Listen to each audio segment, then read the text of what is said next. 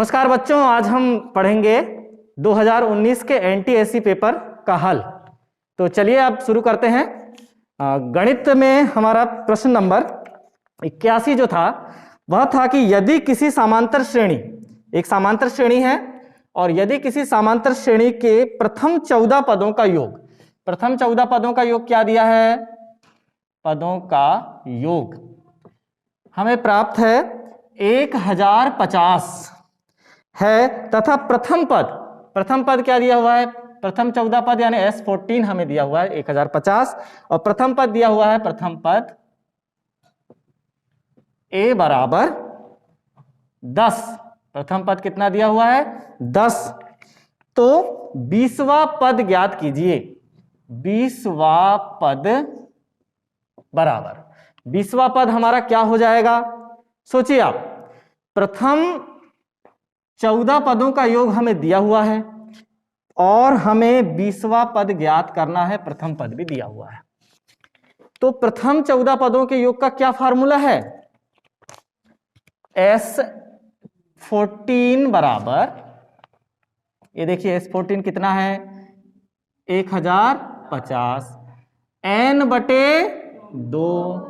कितने पद? 14 पद। n के स्थान पर कितना आ जाएगा? 2a plus n minus 1d। ये हमारे योग का फार्मूला है। a के स्थान पर कितना है? a के स्थान पर 10 धन, n के स्थान पर कितना है? 14 और d के स्थान पर हमें पता नहीं है कि d के स्थान पर क्या आएगा। तो चलिए, ये 2 से हमने 14 को काट दिया, ये 7 बार आ गया। ये 7 1050 के बटे में आ जाएगा, गुणा में था ना उस तरफ। इधर क्या बचा? इधर बचा 10 दूनी 20 धन 13d। अब हम इस 20 का भी पक्षांतर कर देंगे, पहले हम काट देते हैं। 7 एकम 7 और 3 बचा, 7 अपन 35 और ये 150 और ये धन 20 है तो इधर आके क्या हो जाएगा? ऋण 20 13d। तो d बराबर हमें प्राप्त हो गया 150 ऋण 20 बटे 13। 150 ऋण 20 किया तो कितना बचा? 130। 130 कितने बार कटा? d सार्वांतर का मान हमें प्राप्त हुआ 10। सार्वांतर यदि हमें 10 प्राप्त हो गया है तो हम तो कोई भी पद निकाल सकते हैं। कौन सा पद निकालना है? 20वां पद। 20वां पद क्या होता है? a धन 19d। 20वां पद क्या होता है? a धन n माइनस 1d, लेकिन n क्या है? 20 है। 20 से कम 19d। तो a का मान हमारा हो गया, कितना है a का मान? 10 धन 19 और d का मान कितना है? 10 है। तो 10 धन 19 धाम 190, 190 और 10 मिलकर हो गया 200। तो इस तरह से हमें प्राप्त हुआ 20वां पद। कितना प्राप्त हुआ? 200। 200 है हमारा ऑप्शन नंबर डी। अब चलिए, अब हम देखते हैं प्रश्न नंबर 82। प्रश्न नंबर 82 है हमारा,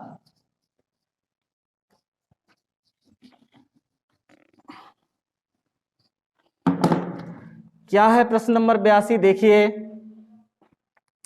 वर्ग समीकरण दिया हुआ है। वर्ग समीकरण ax वर्ग धन bx धन c बराबर 0 के मूल वास्तविक एवं भिन्न हैं।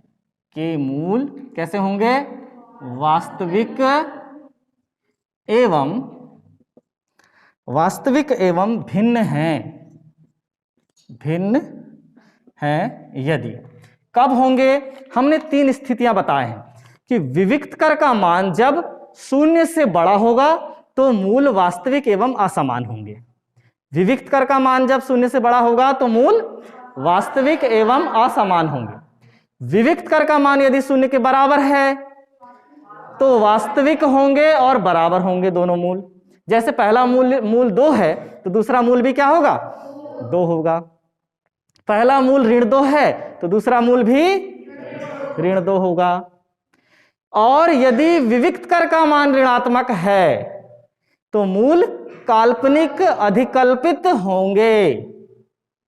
ठीक है, 3 स्थितियां हैं। अब हमें यहां दिया हुआ है कि वर्ग समीकरण के मूल वास्तविक एवं भिन्न कब होंगे?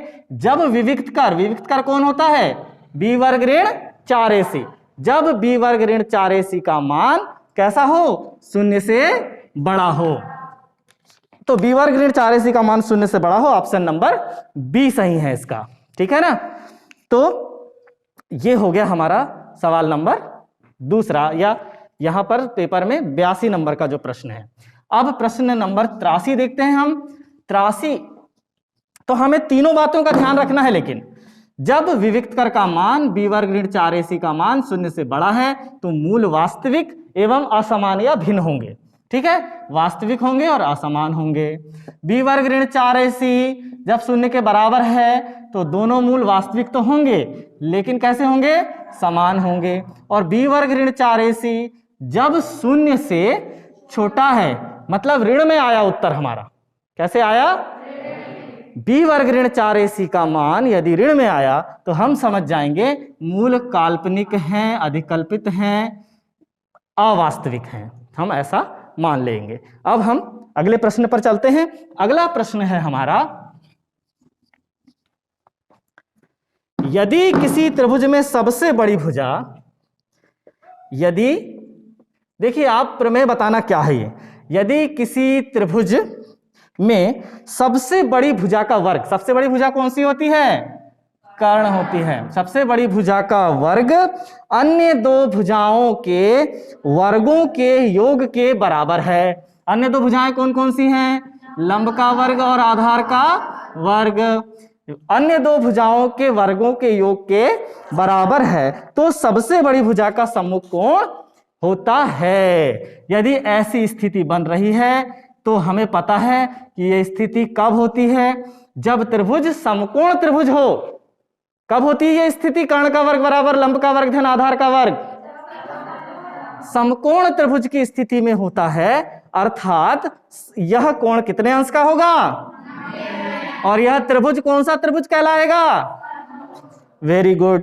तो यहां पर ऐसा सम्मुख कोण क्या होगा? समकोण होगा, ऑप्शन नंबर बी सही है। अब हम आते हैं प्रश्न नंबर 84 में।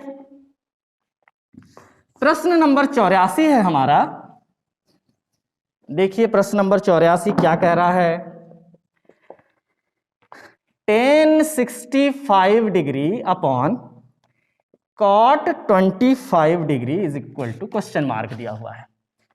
वैसे तो अब पूरक कोण हमारे कोर्स से हट गया है, लेकिन एनटीएससी के कोर्स से वह नहीं हटा है। तो हम देखिए पूरक कोण कैसे करेंगे?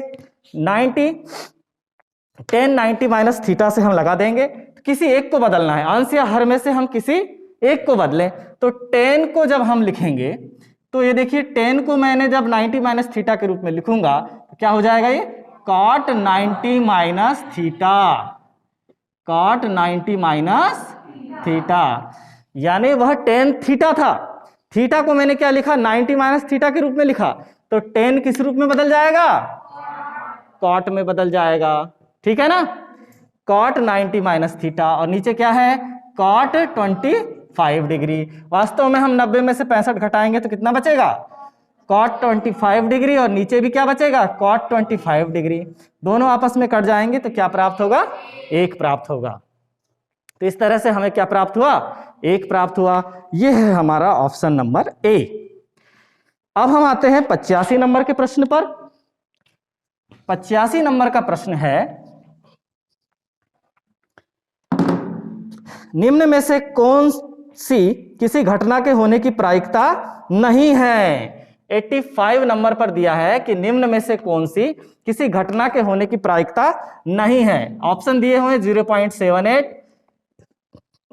2/5, 73% और डी ऑप्शन दिया हुआ है -0.78। क्या लगता है आप लोगों को? हाँ, क्योंकि प्रायिकता का मान सदैव शून्य से बड़ा या बराबर, यानी शून्य भी हो सकता है, और प्रायिकता का मान क्या होता है? शून्य से बड़ा या बराबर और 1 से छोटा या बराबर होता है। तो प्रायिकता का न्यूनतम मान क्या है? प्रायिकता का न्यूनतम मान 0 है और प्रायिकता का अधिकतम मान क्या है? प्रायिकता का अधिकतम मान 1 है और 0 और 1 के बीच में कोई भी ऋणात्मक संख्या नहीं होती। 0 और 1 के बीच में कोई भी ऋणात्मक संख्या नहीं होती, इसलिए ऑप्शन नंबर डी प्रायिकता नहीं है। अब इसे हम हल करेंगे, तो क्या हो जाएगा 0.4। तो ठीक है 0.40, तो ये तो 0 और 1 के बीच में है। इसे हम हल करेंगे तो 73/100 यानी 0.73, यह भी 0 और 1 के बीच में है। इसका मतलब यह 0 और 1 के बीच में नहीं है, यह प्रायिकता का मान नहीं है। हाँ, अब आगे आएगा 85 नंबर का प्रश्न देखिए।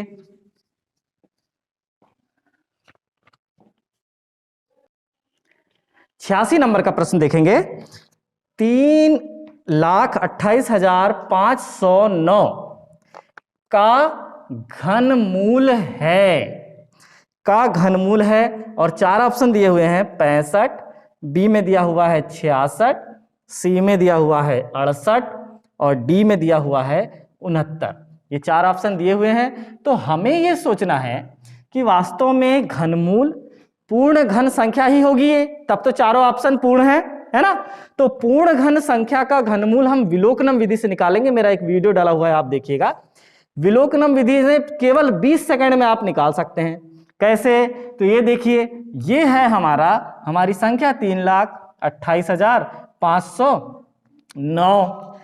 ऐसी संख्या जिसके घन का इकाई का अंक 9 है, उसके घनमूल के इकाई का अंक भी 9 ही होता है। तो हम तो केवल एक ही बार में 2-3 सेकंड में ही समझ चुके कि यदि किसी संख्या के घन के इकाई का अंक 9 है तो घनमूल के इकाई का अंक भी 9 ही होता है। और कोई संख्या है क्या? 1 का 3 बार गुणा करिए, 1 आएगा। 2 का 3 बार गुणा कीजिए, 8 आएगा। 3 का 3 बार गुणा कीजिए, 27 आया। इकाई में क्या आया? 7 आया। 4 का 3 बार करिए, 64। इकाई में क्या आया? 4। 5 का 3 बार करिए, 125। इकाई में क्या आया? 6 कीजिए, 216। इकाई में कितना आया? 6। 7 गुणा कीजिए, 343। इकाई में क्या आया? 3। 8 कीजिए, 512। इकाई में क्या आया? 2। और 9 कीजिए तो 729। इकाई में क्या आया? 9 ही आता है। इसका मतलब है कि इस पूरी संख्या का घनमूल क्या है? 69 है। अब अगला प्रश्न देखते हैं। किसी त्रिभुज के, या फिर हम इसे विलोकनम विधि से पूरा समझें तो इन 3 से हम पहले कर लेते हैं कि 3 से इकाई का अंक डिसाइड होता है। हो गया डिसाइड? विलोकनम विधि क्या है आप समझ लें कि ये जो 3 से हमने इकाई का अंक डिसाइड किया 9 है, तो 9 के घनमूल के इकाई का अंक भी 9। और हमें अब ये देखना है कि 328 है। 328 से छोटी घन संख्या कौन सी है? बचा हुआ भाग क्या है? 328। 328 से छोटी घन संख्या कौन सी है? मैं घन संख्या का टेबल यहां लिख रहा हूं।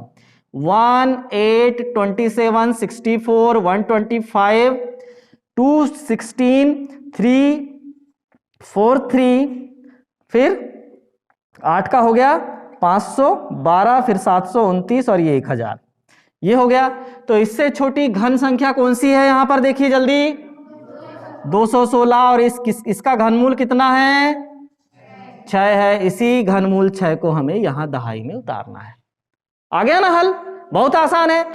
इकाई, दहाई, सैकड़ा के अंकों से हमें इकाई का निर्धारण करना है। और 1000 हो, अकेला 1000 भी रहेगा तो चल जाता ना। 8 से छोटी घन संख्या क्या होती?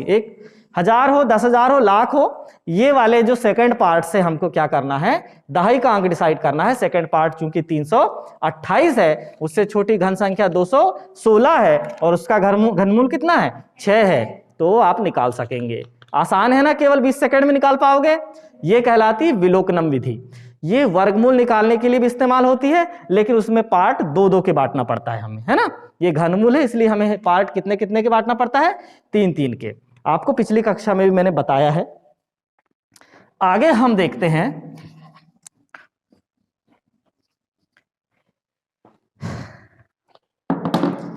अगला प्रश्न है हमारा, देखिए 87 नंबर का।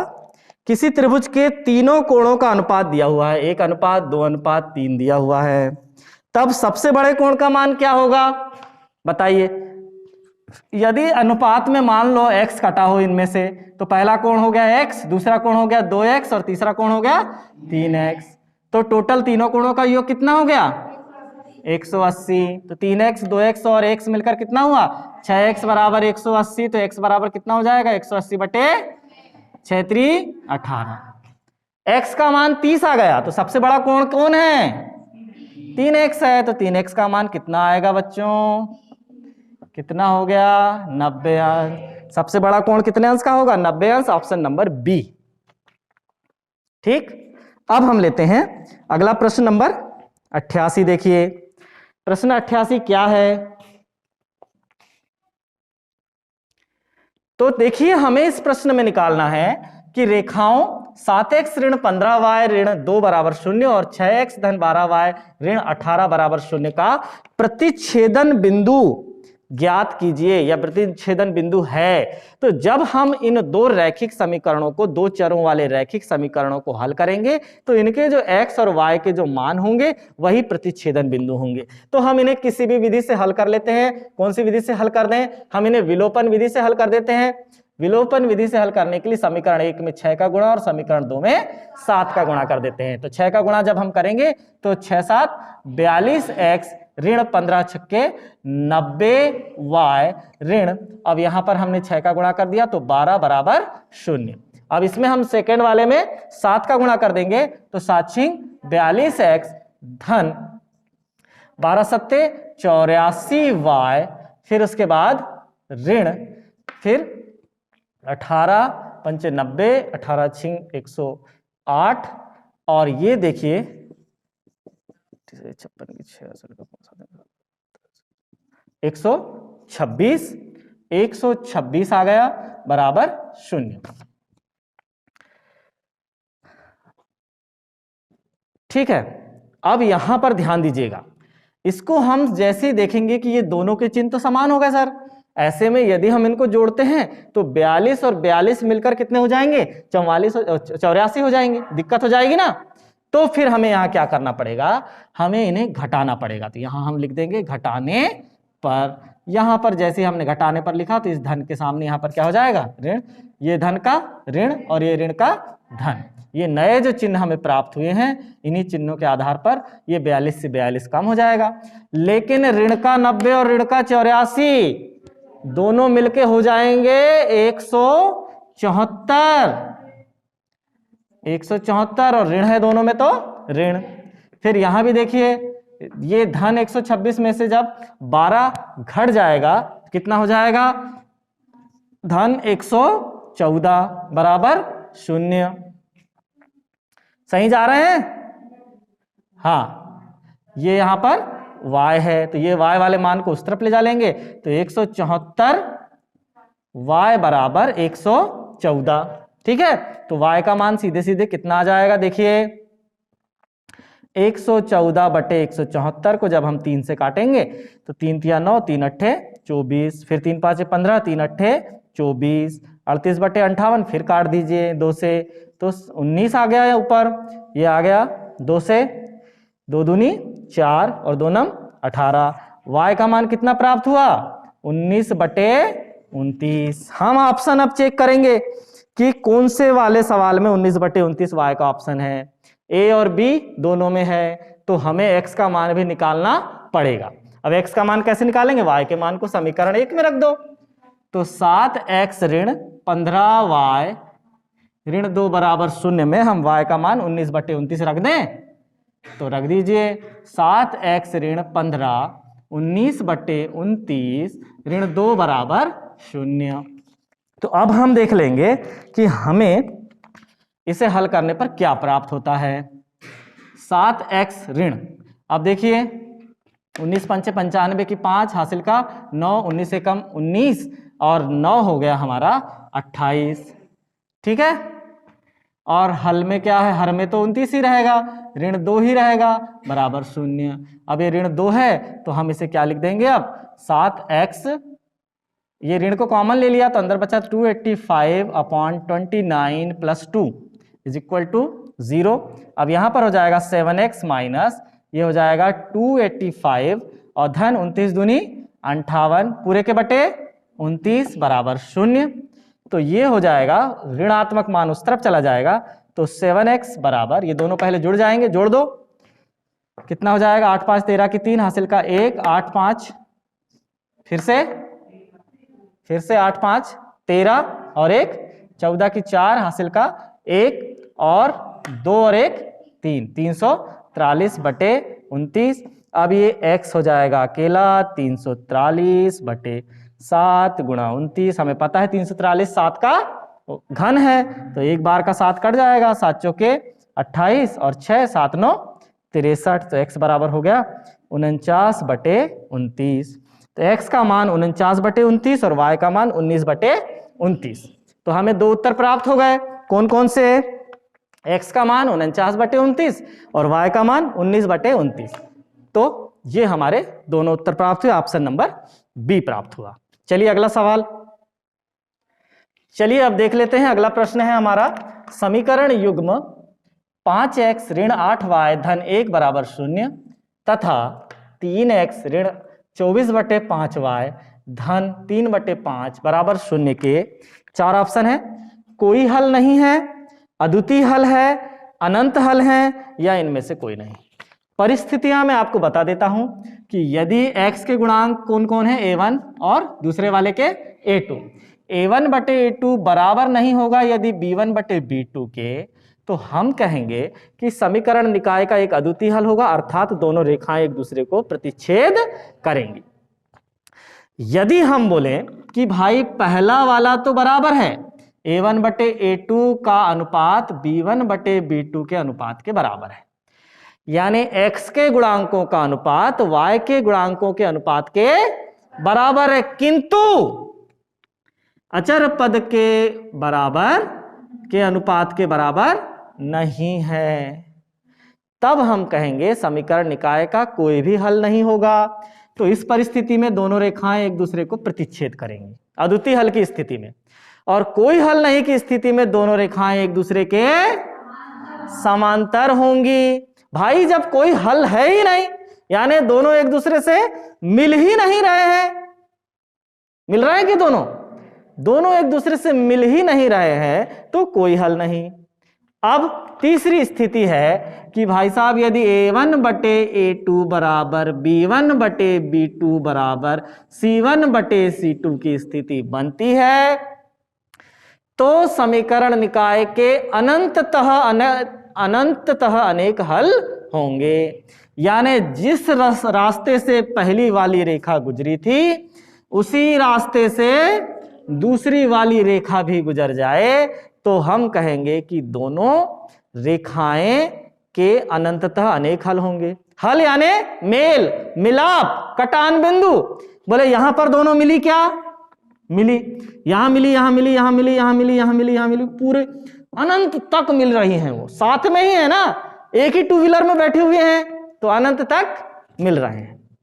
लेकिन यदि दो अलग अलग रास्तों से जा रहे हैं तो एक कटान बिंदु मिलेगा, खेल खत्म। लेकिन यदि एक दूसरे के समांतर रास्तों से यदि जा रहे हैं तो दोनों रेखाएं कैसी होंगी, समांतर होंगी, और उनका कोई हल नहीं होगा। तो हमें यहां पता करने में कोई ऐतराज नहीं है। देखिए a1 बटे a2 का मान कितना प्राप्त हुआ, a1 है 5, a2 है 3। b1 बटे b2 का मान कितना प्राप्त हुआ, ऋण 8 बटे ऋण 24 बटे 5। तो सबसे नीचे वाला 5 कहां जाएगा, ऊपर। सबसे नीचे वाला 5 कहां चला गया, ऊपर। तो जब हम इसे हल करेंगे तो ऋण से ऋण कट गया, 4 दूनी 8, 4 छिंग 24। कितना आया, 2 एकम 2, 2 तिया 6। कितना आया, 5 बटे 3 ही तो आ गया सर। और C1 बटे C2 क्या हुआ, C1 बटे C2 एक के बटे कितना है, 3 बटे 5। तो सबसे ऊपर कौन चला जाएगा, 5। तो C1 बटे C2 भी कितना प्राप्त हो जाएगा, 5 बटे 3। तो कौन सी वाली शर्त लागू हो रही है, a1 बटे a2 बराबर b1 बटे b2 बराबर c1 बटे c2। अतः समीकरण निकाय के अनंततः अनेक हल होंगे। ठीक है, इस तरह से यहां पर हम ये 89 नंबर का प्रश्न हल कर पाए। अब 90 नंबर का प्रश्न क्या है, देखिए पढ़िए 90 नंबर का प्रश्न।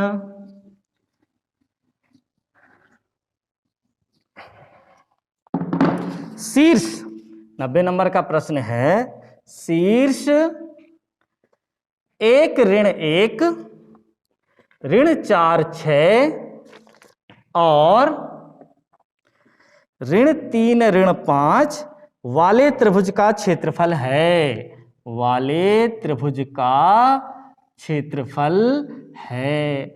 ये सवाल हमारे एनटीएससी में तो आया है, परंतु वार्षिक परीक्षा के पाठ्यक्रम से इस साल के लिए हटा दिया गया है। त्रिभुज के क्षेत्रफल से संबंधित सवाल है ना, लेकिन हमारी परीक्षा में तो कंपटीशन एग्जाम में तो आएगा। तो देखिए, हमें त्रिभुज का क्षेत्रफल ज्ञात करना है। त्रिभुज का क्षेत्रफल ज्ञात करने के लिए हम सूत्र का प्रयोग करेंगे, 1/2 x1 y2 माइनस y3 धन x2 y3 माइनस y1 धन x3 y1 माइनस y2 का प्रयोग करेंगे।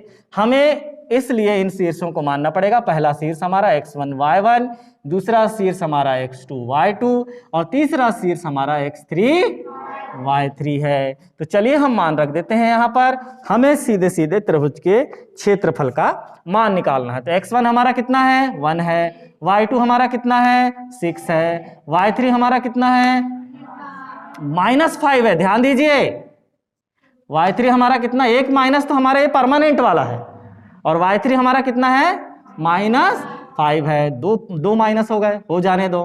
धन x2 हमारा कितना है, ऋण 4 है। x2 हमारा ऋण 4 है। फिर y2 हमारा, y3 हमारा कितना है, जल्दी देखिए, ऋण 5 है। फिर एक परमानेंट वाला ऋण हमने लगाया, और फिर y1 हमारा कितना है, ऋण 1 है।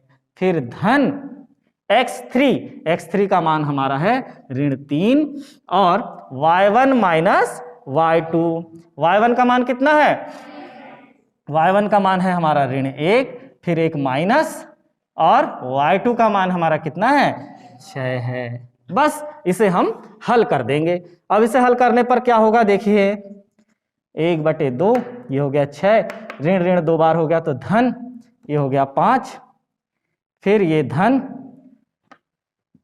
ये वाला हो गया ऋण 4, तो हम सीधे सीधे यहां पर लिख दें ऋण 4, है ना। और ये कितना हुआ, देखिए, ऋण 5 और ऋण ऋण 2 बार होने से धन 1, फिर यहां पर हो गया ऋण 3, तो ऋण 3 लिख देते हैं। फिर यहां हुआ ऋण 1 और ये हुआ ऋण 6। चलिए अगले स्टेप में हल होगा। अब ये 1/2, 6 और 5 कितना हुआ, 11, ऋण 4, ऋण 5 में धन 1 जब हम जोड़ देंगे तो कितना हो जाएगा, ऋण 4, फिर ये ऋण 3 और ऋण 6 और ऋण 1 मिलकर कितना हुआ, ऋण 7 हो गया। तो चलिए अब देख लेते हैं कितना हुआ। छोटा कोष्टक भी लगा सकते हैं यहाँ हम। 1/2, 11, ऋण ऋण दोनों में है इसलिए धन 16, फिर यहाँ भी ऋण ऋण दोनों में है इसलिए धन 21। तो जोड़ दीजिए कितना हुआ, 1/2, 16, 17, 27, धन 21, 1/2, ये अंश में हो गया 48, और 48 जब 2 से कटेगा तो कितना आएगा, 24। तो सीधे 24 बार कटा, तो 24, और क्षेत्रफल है इसलिए क्या होगा, वर्ग इकाई। 24 वर्ग इकाई हमारा आया ऑप्शन नंबर सी, है ना। तो ये हुआ हमारा 24 वर्ग इकाई। आसान प्रश्न आते हैं एनटीएससी में, आप अच्छे से तैयारी करेंगे जरूर अच्छे नंबर मिलेंगे।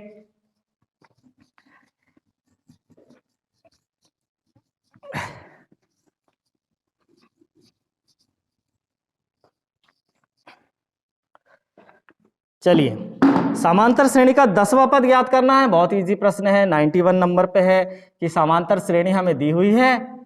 क्या दी हुई है समांतर श्रेणी, देखिए 2, 7, 12 डैश डैश डैश का 10वां पद हमें ज्ञात करना है। 10वां पद हमें ज्ञात करना है। तो देखते हैं क्या है दिया हुआ। क्या दिया हुआ है, प्रथम पद। देखो प्रथम पद दिया है क्या, कितना है, 2।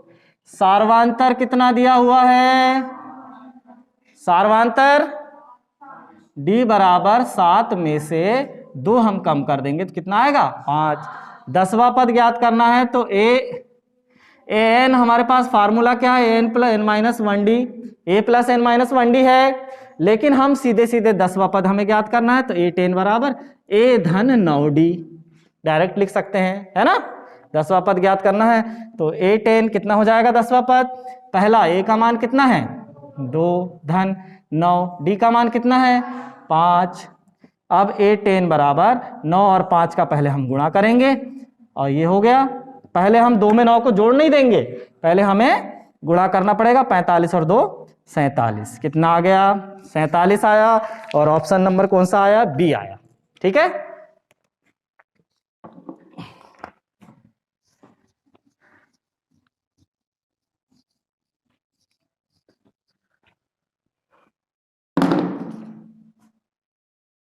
अब देखते हैं 92 नंबर का प्रश्न है,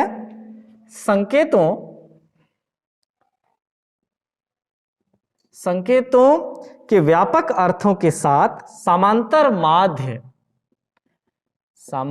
माध्य ज्ञात करने की कल्पित माध्य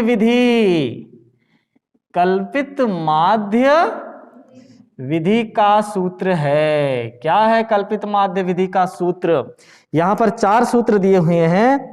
तो सबसे पहले कल्पित माध्य विधि का हम सूत्र जान लें। x बार बराबर, यहां पर ये जो ए ऑप्शन में दिया हुआ है, a धन सिग्मा i बराबर 1 से लेकर n तक fi di बटे सिग्मा 1 i बराबर 1 से n तक fi, जहां di बराबर xi माइनस ये a है। मतलब हम xi को छोटा करने का प्रयास कर रहे हैं। xi जो कि मध्य बिंदु वाला कॉलम था, उसको हमने छोटा करके di वाले कॉलम में बदला, तो कल्पित माध्य विधि। और di वाले कॉलम में h का भाग देकर उसे और भी छोटा किया, तो वो है पग विचलन विधि, जो कि इस साल के हमारे कोर्स से हटा दी गई है ना। तो कल्पित माध्य विधि में हमें ध्यान रखना है fi di, sigma fi di होता है। प्रत्यक्ष विधि में सिग्मा fi xi होता है, कल्पित माध्य में सिग्मा fi di होता है, और पग विचलन में सिग्मा fi ui होता है, जो कि हमारे सिलेबस से इस साल के लिए हटी है। तो ऑप्शन नंबर ए सही है। इसके बाद हम 93 नंबर के प्रश्न पर आते हैं। 93 नंबर का प्रश्न है, देखिए 93 नंबर का प्रश्न क्या है। cos 30 अंश गुणा साइन 60 अंश बटे cos 60 अंश का मान हमें ज्ञात करना है। बहुत इजी है। cos 30 अंश का मान आपने ज्ञात कर लिया है। cos 30 अंश का मान क्या है? करनी 3/2। साइन 60 का मान भी क्या है? करनी 3/2। और cos 60 का मान कितना है? 1/2। बस इसे हमें हल कर देना है। अंश का अंश में 3 का 3, करनी 3 का करनी 3 से गुणा हुआ तो 3, 2 का 2 से गुणा हुआ तो, और बटे 1/2। तो सबसे नीचे वाला 2 कहां जाएगा? सबसे ऊपर। 3 गुणा 2, और बीच के दोनों कहां पर आ जाएंगे? 1 गुणा 4। तो 2 एकम 2, 2 दूनी 4। कितना आया? 3/2। 3/2 को दशमलव के रूप में बदलेंगे तो कितना आएगा? 1.5। भाई 3 के 2 हिस्से करो, 1.5 आएंगे ना। 1.5। ऑप्शन नंबर डी सही है हमारा। फिर अब हम देखते हैं 94 नंबर का प्रश्न। 94 नंबर का प्रश्न क्या है? देखिए 94 नंबर का प्रश्न, व्यक्तिगत श्रेणी, एक श्रेणी दी गई है 108, 64, 40, 57, 30, 54, 32 और 52 इस श्रेणी के लिए माध्यिका है। तो हम इसका हल ज्ञात करने के लिए हम इसे जमा देंगे आरोही, या तो बढ़ते क्रम में या घटते क्रम में। तो हमने इसे बढ़ते क्रम में जमा दिया।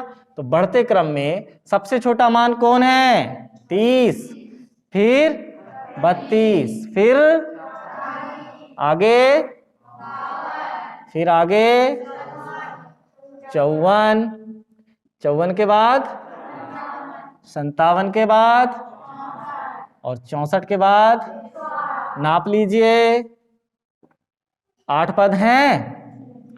अब 8 पद हैं, विषम यदि पदों की संख्या होती, यदि पदों की संख्या विषम होती तो सबसे बीच वाला मान, दोनों तरफ से आधे आधे छोड़ देते और सबसे बीच वाला मान ही माध्यिका होता। लेकिन अब हम इसका माध्यिका ज्ञात करने के लिए, ये पहला छोड़े, पहला छोड़ो, दूसरा छूटा, दूसरा, तीसरा छूटा, तीसरा, बीच में अब 2 मुखिया बचे हुए हैं। 2 मुखिया जब हमें बचे हुए हैं तो माध्यिका क्या होगी? ये दोनों कौन कौन से पद हैं? पहला, दूसरा, तीसरा, चौथा और पांचवा पद। किस किस पद के बीच में लड़ाई है?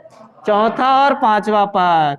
तो 4वां पद धन 5वां पद पूरे के बटे 2। 4वां पद कितना है?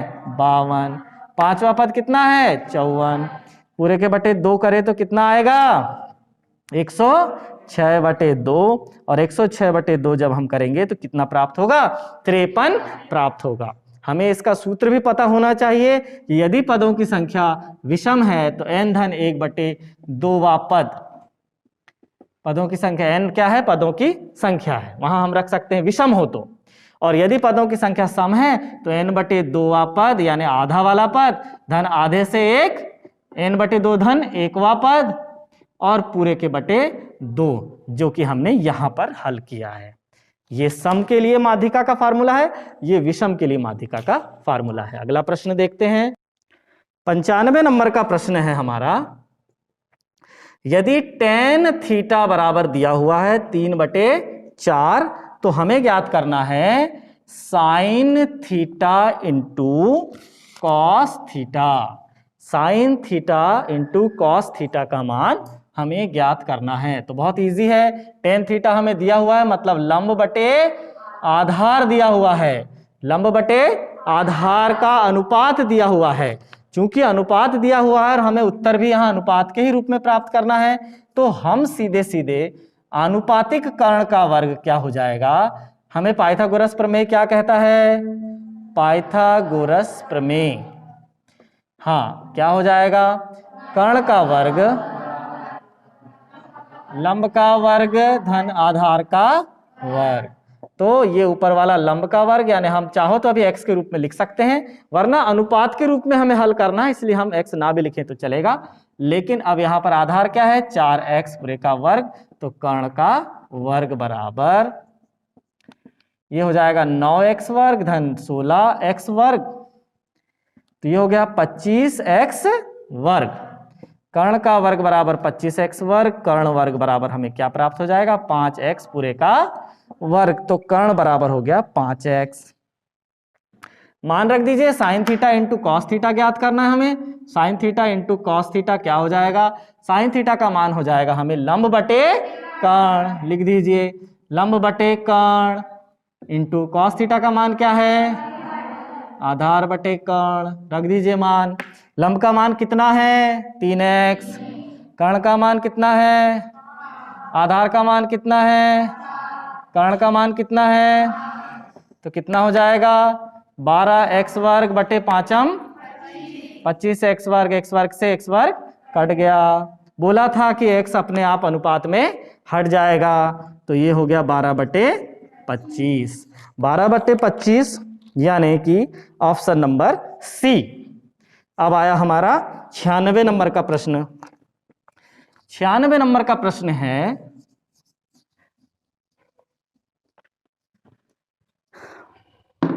दो अंकी संख्याओं की कुल संख्या, दो अंकी संख्याओं की कुल संख्या जो 3 से विभाजित हो सके हैं। 2 अंकों वाली ऐसी कितनी संख्याएं हैं जो 3 से विभाजित होंगी?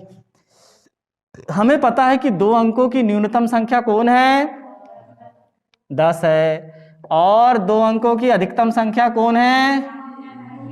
तो हमें इनमें से पता करना है कि 2 अंकों की कितनी ऐसी संख्याएं हैं जो 3 से विभाजित हैं।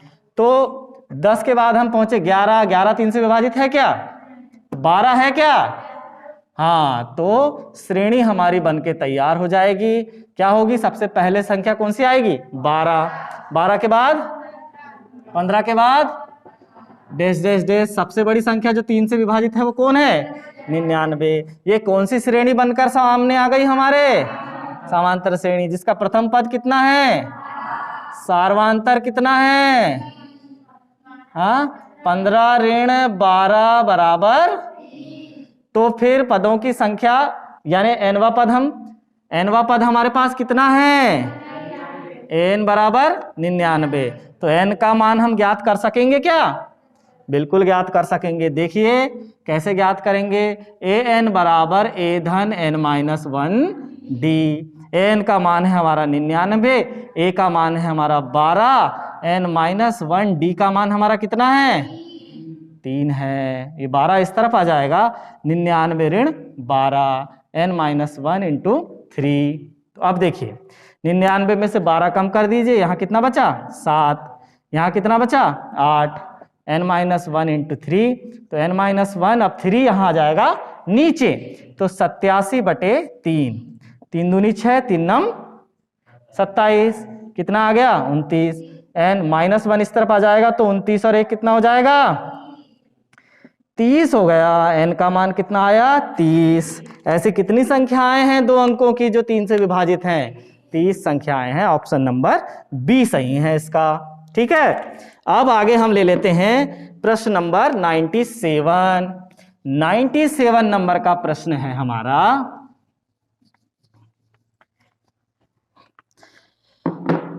97 नंबर का प्रश्न क्या है, देखिए साइन 30 अंश गुणा टेन 30 अंश गुणा कॉट 30 अंश गुणा कॉसेक 60 अंश।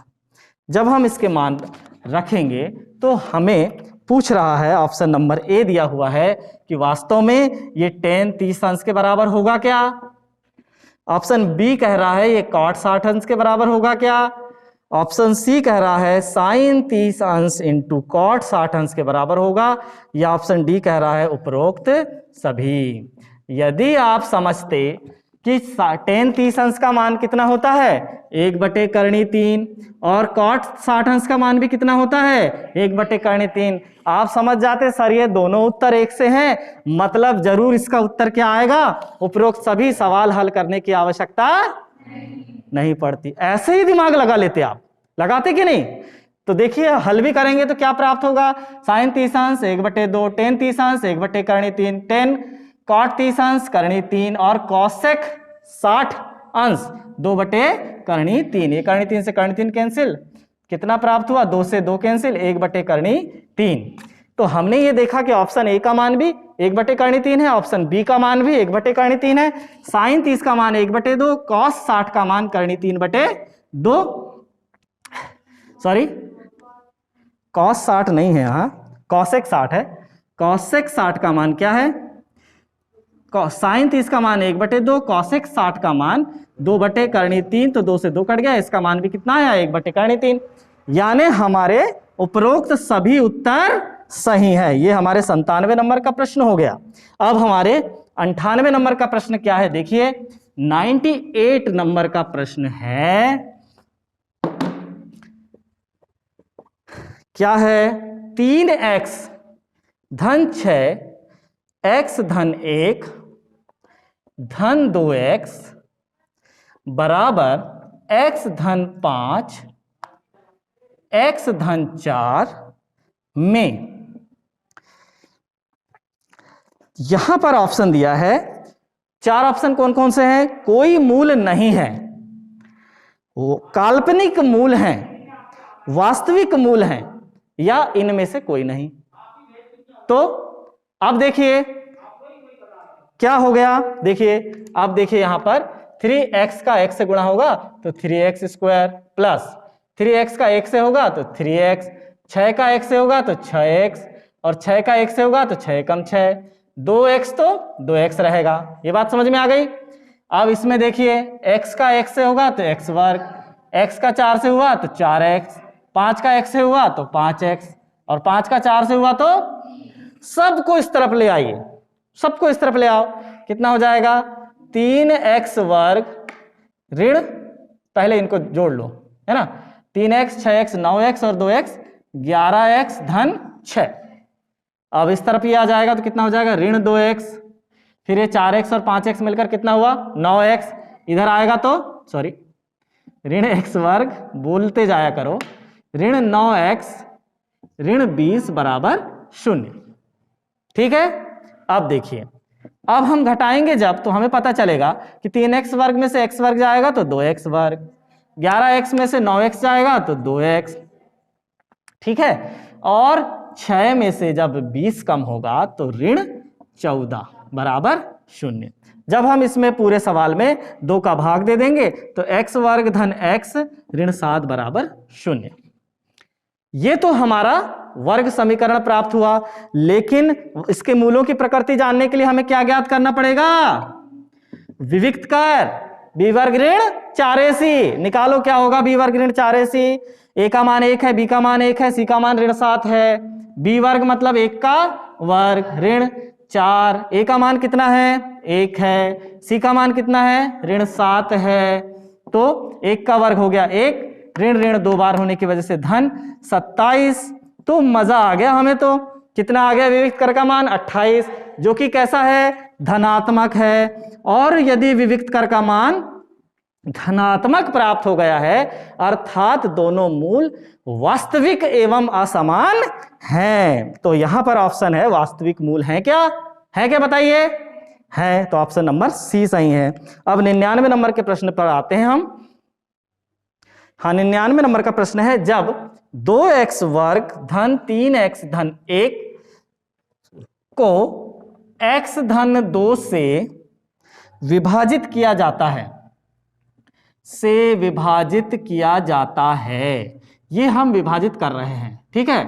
तो विभाजित किया जाता है तथा तो भागफल और शेषफल क्या होगा पूछा है। बहुत सरल प्रश्न है भाई ये तो। x धन 2 से हमने भाग दिया, कक्षा 7वीं से देते आ रहे हैं हम भाग, है ना। तो कितना हो जाएगा? 2x वर्ग धन 3x धन 1 में देंगे। यहां पर देखिए, पहला भाज्य का पहला पद कौन सा है? 2x वर्ग। भाजक का पहला पद कौन सा है? x से x कट गया, कितने बार भाग जाएगा? 2x बार। बस पहले वाले की बस चिंता कीजिए आप, आगे की चिंता अपने आप हो जाएगी। ये 2x का भाग दिए तो 2x का जब x से गुणा होगा तो 2x वर्ग, फिर 2x का जब 2 से गुणा होगा तो धन 4x। ये धन एक समान है इसलिए ऋण कर देंगे, घटाने पर तो ऋण होता ही है। ये घट गया, ये हट गया। अब ऋण 4x में से धन 3x कम हो जाएंगे तो ऋण x धन 1। ऋण x लाना है, भाज्य का पहला पद कौन है? ऋण x। भाजक का पहला पद कौन है? x। कितना आएगा? ऋण 1। ऋण 1 का भाग देना पड़ेगा, दीजिए ऋण 1 का भाग। ये देखिए ऋण 1, ऋण 1 का x से हुआ तो ऋण x, ऋण 1 का जब 2 से हुआ तो ऋण 2। ये हो गया धन, ये हो गया धन, ये कट गया, लेकिन धन 1 और धन 2 मिलकर कितना हो गया? धन 3। भागफल कितना प्राप्त हुआ? 2x ऋण 1। और शेषफल कितना प्राप्त हुआ? शेषफल 3 प्राप्त हुआ। यहां हमारा 99 नंबर का प्रश्न समाप्त होता है। अब हमारा 100वां प्रश्न देखिए।